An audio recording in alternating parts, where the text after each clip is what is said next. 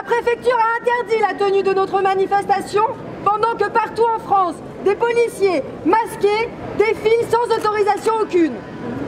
Nous avons tenu à maintenir notre appel à se rassembler aujourd'hui avec nos costumes et nos cotillons. Nous sommes ici aujourd'hui pour entendre la voix de ces indésirables que le système tait, mais qui gardent le courage de faire la fête. Que la fête commence!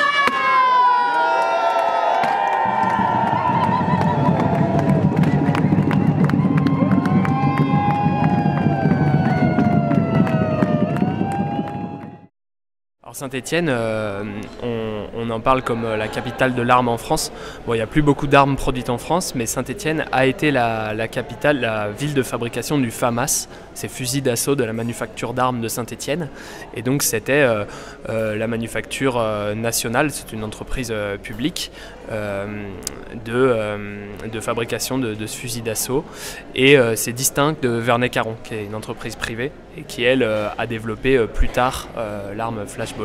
Saint-Étienne est une ville française parmi d'autres comme Charleville ou Tulle, je crois, qui sont ces villes vraiment armurières avec toute une production qui s'organise et petit à petit qui s'industrialise au service du pouvoir pour la fabrication des armes du pouvoir, pour les guerres d'extension, alors d'abord du royaume, après les guerres impériales, les armes révolutionnaires aussi de la Révolution française, et puis après les guerres impériales de Napoléon III par exemple, où là Saint-Étienne tourne à plein pour fabriquer des fusils pour l'expansion coloniale de la France de partout.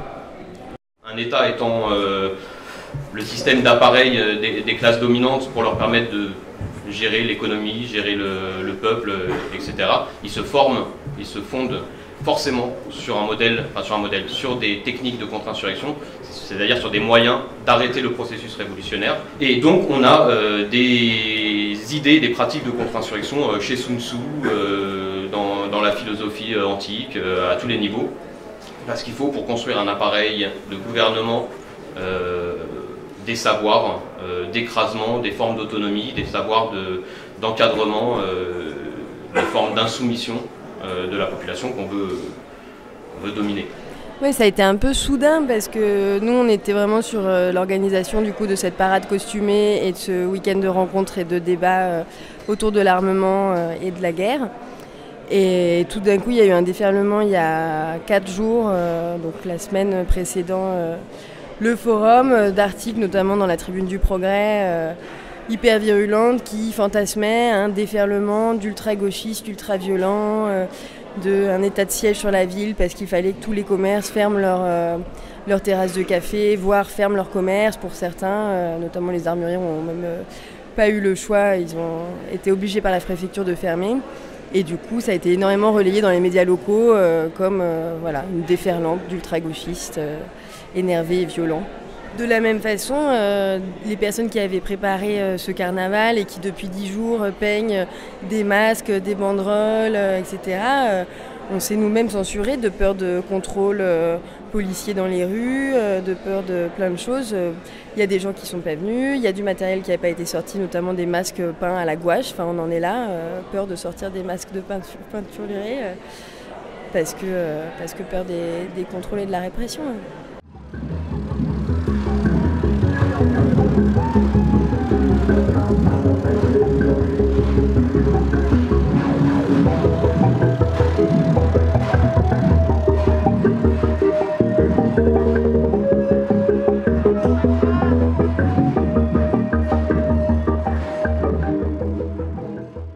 Dans les doctrines de contre-insurrection, il y a un concept qui s'appelle la schismogénèse, donc la genèse d'un schisme, la production d'une division dans la population, et dont bien entendu l'appareillage est toujours la construction d'un ennemi intérieur socio-ethnique. On le voit très bien au Rwanda, dans la manière dont la doctrine française a été appliquée pour alternativement soutenir une fraction dominante chez les Hutus ou les Tutsis. Bon, et bon, en 1994, bien entendu, il y a un schéma très clair, qui est quasiment calqué sur le modèle français. Le FAMAS, donc c'est une arme à feu qui tire des balles, quoi. C'est un fusil mitrailleur, donc ça c'est une arme militaire. Flashball, LBD, c'est des armes qui sont conçues, qui sont censées ne pas blesser, mais juste frapper les corps avec des balles en caoutchouc. Pour faire un effet de choc, faire un effet d'arrêt, de coup de poing asséné à distance sur la personne visée. Ce qu'on a vu là pendant le mouvement de la loi travail, c'est que ces armes, elles engendraient d'abord énormément de peur, ne serait-ce que des armes qui peuvent nous paraître assez banales comme les gaz lacrymogènes, mais on voit beaucoup de panique. Et après, il y a des blessures qui peuvent être bien plus graves que ça. Donc il y a des brûlures, irritations causées par les gaz. Il y a eu énormément de plaies ouvertes au crâne causées par les tonfas. Des brûlures aussi plus directes avec les lacrymos qui ont été tirés en tir tendu, des contusions et puis voire aussi des fractures et des traumatismes crâniens. Donc oui, c'est pas une balle qui rentre dans le corps, mais par contre, il y a eu des blessures très graves au niveau de la tête et notamment de l'œil, puisque des fois c'est dû à l'imprécision de l'arme, et après il y a l'aspect que les flics parfois visent volontairement d'autres parties du corps qui n'ont pas le droit de viser. Les appareils de guerre militaro-policière servent bien entendu à la préservation du système d'accumulation capitaliste, mais aussi, et parce que justement il y a des endroits où les classes dominantes mettent en commun leurs intérêts, cherchent des formes de fonctionner ensemble, bien entendu la guerre policière sert aussi au renforcement, à la restructuration de la suprématie blanche et du patriarcat et de tous les systèmes de domination en général. Lui, il se dit un petit peu humaniste, Vernet Caron, il dit c'est des dictatures et nous, quand il y a des manifestations, il tire sur les manifestants à l'arme lourde, alors nous, on vient un petit peu démocratiser tout ça en lui donnant nos packs d'armes qui vont être non létales et gérer les choses de manière plus soft. Et du coup, il se voit un peu comme le bon samaritain, mais ça reste un vendeur d'armes comme un autre. Qu'est-ce que vous pensez du défilé ?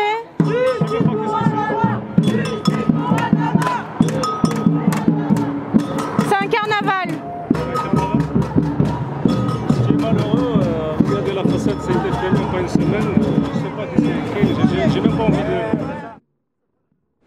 Est-ce qu'on peut dire en fait que cette communication elle a été tellement efficace que les gens se sont eux-mêmes censurés et ont eux-mêmes appliqué en fait les mesures de sécurité, ce qui fait que du coup la police elle-même n'a pas eu à intervenir puisque le gros avait été gagné en fait à leur cause. Et la cause, enfin le sujet, c'était ne pas participer, ne pas regarder, ne pas être en accord et boycotter la manifestation. C'est très difficile, je pense, de ne pas semer à la panique dans l'ambiance délétère que c'est d'organiser une manifestation contre la guerre en 2016. C'est ça, c'est la peur au ventre qu'on organise ça. Et effectivement, oui, toutes les personnes, organisations qui avaient signé l'appel à cette manifestation n'ont pas osé venir, ne serait-ce qu'au rassemblement. À part les jeunes communistes qui ont pris une prise de parole, tous les autres signataires n'ont pas voulu prendre la parole ou marquer leur présence sur la place. Pour ce qui est des passants dans Saint-Étienne, oui, je pense qu'aussi la propagande de la mairie a fonctionné et les gens se sont empêchés de venir par crainte. Alors par crainte, je sais pas, parce que de quoi je sais pas, parce que c'était très fantasmé et très flou, comme des sortes de hordes de zadistes dont personne ne s'est donné une définition, voilà. Mais oui, ça a fonctionné et pour le milieu militant qui avait peur des représailles juridiques et médiatiques, et pour les passants stéphanois, je pense qu'ils se sont plus cloisonnés que d'habitude. Oui, alors l'Observatoire des armements, précisément, son but c'est justement de travailler sur le matériel de guerre et puis on a travaillé dans le passé le matériel de police, on n'a pas réactualisé la réflexion, mais on travaille par contre sur les armes. On sait que les ventes d'armes ont explosé aujourd'hui, on est passé de 6 milliards, on est monté à 16 milliards, donc c'est effectivement une explosion de ces ventes d'armes. 70% de ces ventes d'armes sont à destination du Moyen-Orient, dont 16% à la seule Arabie Saoudite. Comment tu expliques en fait que les gens soient plus choqués aujourd'hui par ces chiffres hallucinants de vente d'armes Tu vois, par exemple, comment tu expliques que là, ils aient volontairement accepté de se barricader chez eux pour pas voir la manif enfin cette acceptation À travers ces diplomaties des ventes d'armes s'expriment aussi les intérêts économiques des Français qui sont aussi liés à la défense d'un certain mode de vie que peut-être les Français enfin en tout cas les citoyens ne veulent pas renoncer.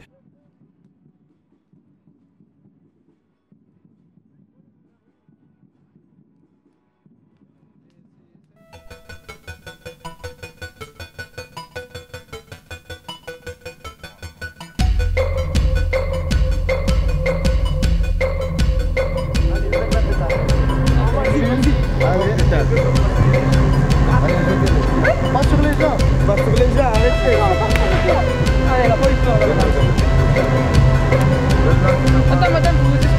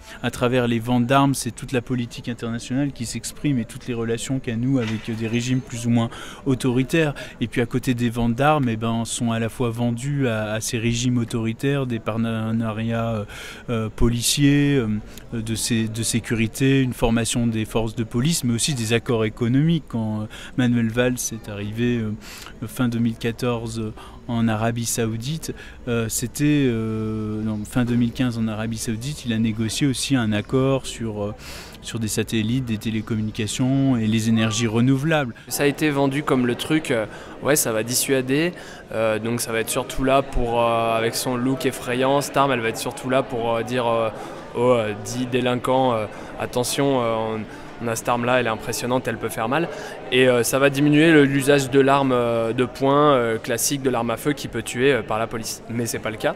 Le nombre de coups d'armes à feu tirés n'a pas diminué. Et le nombre de munitions, de flashballs utilisées ou autres lanceurs de balles de défense a explosé. Et donc c'est juste une gestion par plus de tirs. Et les techniques genre banderole renforcée et tout ça, bah, ça devient la réaction un petit peu, une réaction saine d'esprit quand on est face à ça, quoi. Grâce à la contre-insurrection, on a réussi à écraser l'émergence de fronts, enfin à écraser les mouvements de libération et des fronts progressistes. Et du coup, souvent, ça passe par le laisser émerger d'une classe bourgeoise et sous-traitante de l'impérialisme français, mais ça passe pour les autres impérialismes aussi. Produire du profit à partir de la gestion des désordres que le capitalisme suggère lui-même ou détermine.